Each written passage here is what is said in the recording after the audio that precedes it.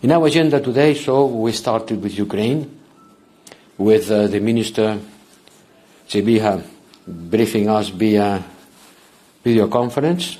We discussed about the needs of Ukraine in order to strengthen its capacity of defense. And it was rightly so, because yesterday Russia launched the massive missile attack, the biggest missile attack on the last month, and targeting specifically civilian infrastructure and in particular electricity systems. They didn't attack the nuclear reactors, but they attacked the substation that takes the electricity from this nuclear station to the grid. The Ukrainians were able to shut down about 80% of the Russian missiles, also using F-16, but today, for example, in Odessa, there is 80% out of electricity. So the attacks against the civilian infrastructure, and in particular electricity, has been more important than at any other moment. Odessa, tens of people being killed and injured, and many more around Ukraine. What does it mean? Well, it means that Putin doesn't look to be ready to negotiate, rather to escalate.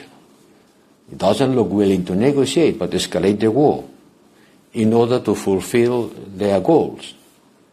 And their goals has been clearly since the beginning, to conquer, to occupy, and to subjugate Ukraine, an European country, a candidate country to the European Union. And tomorrow it will mark 1,000 days of the war. 1,000 days. Putin believed it was going to last 2 weeks. These were its plan. In a couple of weeks, in Kyiv. 1,000 days later, they are still fighting in the Donbass.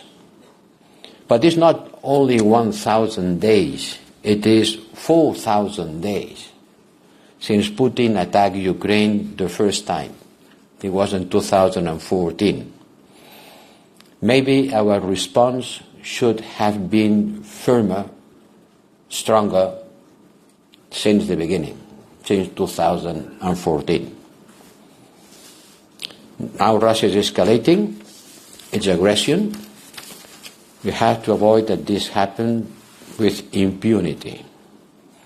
It's clear that each step that is being left without reaction encourages Russia to escalate further. No reaction, more escalation. They started by weaponizing food, by weaponizing energy, using the winter as an arm. Then they resort to Iranian drones and missiles and military supplies from North Korea, and now even with non-Korean soldiers in the borders of Ukraine. And then they call to China, and the role of China is becoming bigger and bigger. China is today the largest provider of dual-use goods and sensitive items that sustain Russia's military-industrial base. Without North Korea, without Iran, without China, Russia could not support its military effort, could not continue fighting the war. And certainly we are concerned by reports of production and deliveries of complete weapon systems from these three countries, but in particular is North Korea and Iran, the suppliers of directly military warfare. Now you can only imagine what comes next. It will let Putin to continue escalating, a point that many member states has been putting on the table and in the discussion today. It's time for Europe to step up.